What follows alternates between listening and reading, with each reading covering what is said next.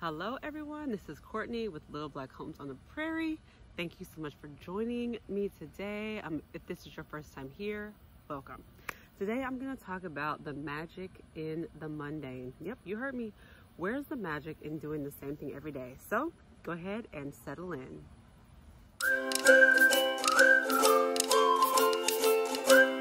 Welcome to our channel. I say our because my sister and I run this channel together.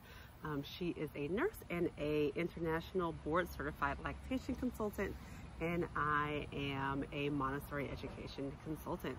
We both homeschool our children, and we just do what we can to share our knowledge, our information, what's working for us, what's not working for us. So this topic today is the magic in the mundane, and the reason that this came about was because I've been mulling over how to get over the boringness. Sometimes I feel like my life is boring. Things were kind of the same day in and day out, but I wanted to know, was there something I could do to change it, switch it up, make it different? I am a stay-at-home mom. I have 3 kids, and it just seemed to get a little mundane. So this week we went to the zoo with some good friends, and we were in the petting area for the goats. So I saw this lady kind of looking at me. It seemed like every time I looked up, she was looking at me. And so I was like, okay, I'm not gonna pay her any mind, whatever, keep doing what I'm doing. So we get over to the area where the kids are washing their hands, and she happens to be in the same area. So she's holding a baby, she's a kid in a stroller, and then one kid's washing their hands. So she just says to me, 3? And I'm like, 3? Like, what is she talking about?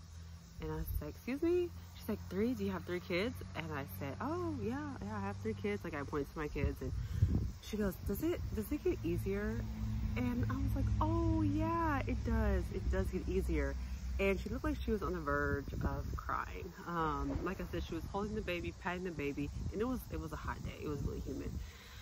And so she was like, yeah, you know, this one's 9 months and it's very hard. I think I underestimated the difficulty from going to 2 to 3 kids. She's like, I really wasn't thinking. I don't know how this happened. And so she's just like pouring out herself right here where the kids are washing hands. My friend's just kind of like staring, and even I'm staring a little bit because I was thinking, oh man, like she's really telling me a whole lot of stuff. And I told her, oh, it gets easier, I promise it does. And I asked how old her kids were, and they were basically had the same age difference between that I have with my kids. I told her, yes, it's gonna get better. I said, you know, your oldest, he's 6, he's gonna be able to help you in a little while to like maybe like sit with the baby for a few minutes while you do things. And I told her even how that morning, how I had to make a lot of phone calls, and now my 7-year-old helped to watch the toddler, play with him, keep him occupied, and that, you know, it does get better. And so she said, okay, I just really needed to know. I needed to know that. And I was thinking as we left the area, I was like, oh man, if I was going to be here, I would have gotten her number, but we're moving, so I was like, I don't want to invest in her life and then just disappear. But I was thinking how oftentimes we just need a friend or someone to encourage us, or someone to just say what you're feeling is normal. And that's what I wanted her to know, was that it was normal. And one, how brave she was to even reach out to me, a stranger at the zoo, just to be like, please tell me, like, me feeling overwhelmed is a normal feeling, like I'm not going crazy. And that's not to downplay anyone who is feeling overwhelmed and it does seem unmanageable, but I just wanted to say that I think that that's normal. And the lady said to me that, she said, you know, I'm just so exhausted all the time. And I remember what it was like when you have kids that aren't sleeping during the night, you're waking up all throughout the night. With 3 kids, you know, someone's always getting up earlier than everyone else or going to bed later than everyone else. Even with my kids, like we have like food allergies, so sometimes I was preparing different types of foods for different people, and it does get exhausting. And so what I told her was, I said, you know, I think that we'll always be tired, and I think that we'll always be exhausted, but there's like good exhaustion and then there's bad exhaustion. And I really do believe that. I think that there is good exhaustion in that, you know, this is a great day, we had a lot of fun, we got a lot accomplished, but I'm dead dog tired, I'm gonna go crawl in the bed. And then there's the exhaustion of, this was the worst day, I can't believe it went like this, why does it always seem like it goes like this, nothing got done.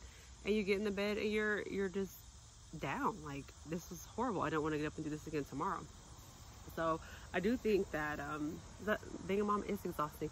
However, back to the magic and the mundane, I think some of the exhaustion for me is mental exhaustion, in that I'm looking at the lives of others and thinking that I should be able to achieve that. So maybe I'm looking at, okay, they're a homeschooler, or they have 3 kids, or they're African American, so I should be able to create that type of home that I see on Instagram or Pinterest or whatever. Like, they're sharing that part of their life. What can I do to recreate that in my home? And while there might not be anything wrong with pulling things from what someone shares, finding those nuggets of truth, where I was getting lost was thinking that because I had similarities with someone, that I could recreate what I saw in their home in my home. Now, step one, or the first point, is I'm not seeing their whole life, right? Like, I'm seeing maybe 30 seconds or maybe just a photo. And even if they do day in the life, which I think are awesome, I watch so many day in the lives because I think those are great, that's still a day in their life, right? You know, that's not 365 days in a year. And so just remembering that and I do believe this, that most people are sharing to encourage, not sharing to discourage. The people that I follow, none of them are like, you should have the same life I have, or you should be doing what I'm doing. Everyone I follow is pretty much like, this is what we do, this is what worked for us, you know, do what you want to do. But I took it as, well, I should try to do that. So I put that pressure on myself, not on the people that I follow. They didn't put that pressure on me. I put it on myself. So I've stepped back and just had to realize that the mundane, the doing the same things every day, you know, like, it's the same dishes, it's washing the same clothes, it's repeating the same phrases to children who continue to not do the things that you ask them to do. That's where the mental exhaustion plays in, right? It's like, I've said this 10 times, I've said it in a calm way, I've said it with a smile on my face, I've given you time to process what I've said. It still isn't happening, but maybe on the 90th time that you say it, like, it finally gets done the right way. And that's mundane. That's boring. Like, we eat a lot of times the same thing for breakfast 5 days in a row. Like, that can get boring. And so when I get on Instagram, that is a time for me to get like a mental break. And I don't know if that's a healthy way to get a mental break, but that's just me being honest, to get on there and look at someone who's doing something different, someone that's doing something that might seem exciting to me, and me thinking, well, we can try that, we can do that. But understanding that the magic happens not in a creative moment, but I think the magic happens in the collective, right? So it's for a year, we've been working on how to make up our beds, which really is boring. However, the magic happens when one day they're able to do it on their own, okay? So that could be the magic. The magic for me in my house is not going to be me curating this perfect play day and everyone coming over and having a great time. Even though I do want those fun moments for my kids and I do want them to have those memories, I was spending too much time trying to create this magical childhood. And when I think about my own childhood, I had a great childhood, and there was no Pinterest, there's no Instagram, no Facebook. I don't know where my mom got inspiration, but my best memories are just of me playing dress up with my friends, and we were wearing like slips on our hair, pretending like it was long flowing hair. Like, those are my best memories. It wasn't anything that they went out and purchased or gave to us or a surprise. It was just fun. And that's what I'm really trying to instill in myself, and that hopefully will flow over to my kids, is that, and once again, my kids are not worried about having a magical childhood. Like, they're not walking around thinking, where's the magic? Why am I not feeling magic? Like, that's me putting that on myself to create this atmosphere for them. That's not them putting that on me. And so just remembering, just like I was encouraging that mom, the advice that I was giving her, telling her it does get better, and that, yeah, you probably will always be exhausted, but it's good. It could be good exhaustion or bad exhaustion. Taking that same advice for myself and saying, you know what? The magic is not going to be in me having a kitchen with white cabinets and white granite countertops. Like, the magic is going to be in that we've made scrambled eggs for the past 20 days in a row, and now my kids have the confidence to do it on their own. Or that, you know, we've worked on building this fort day after day, and we put the books on the sheets, and the sheets kept falling down, the books kept slipping, and they kept getting upset. but there comes a day where they're able to build the fort and they are able to play in it, you know, without mommy's help, or maybe with mommy's help. But the magic is just in, you know, I think really more the environment. When your children feel safe, when they feel protected, when there's consistency, that allows for there to be magic.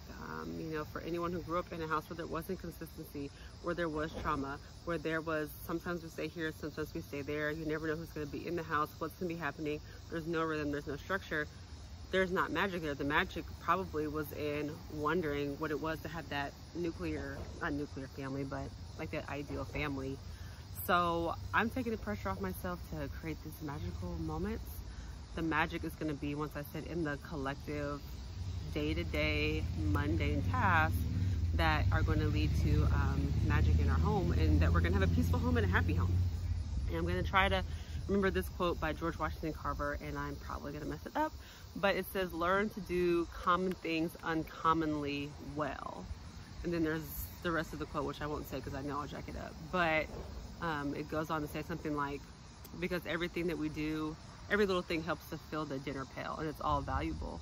And so just thinking about life that way, and that the common things, the things that have to be done every day, you know, the brushing of the teeth, making of the bed, the singing the child to sleep, the things that we do every day that are just common. It's not anything, you know, of a superhero mention. It's just a normal task. But if I do it uncommonly well, if I do it with joy, if I do it with consistency, then that's what's going to make it magical. So that's what I'm working on, and it's still exhausting, but it gives me something to look forward to, that I might not make a magical moment today, but maybe in 5, 10, 15, whatever, 20 years, my kids will look back and say, oh, remember how we always did this thing? Or they'll look back and they will know that they were safe, they were protected, they had peace in their home, they had consistency, and that will drive them on to be happy, productive adults. So that's what I have. I hope you guys enjoyed it, and I will see you next time on Little Black Homes on the Prairie.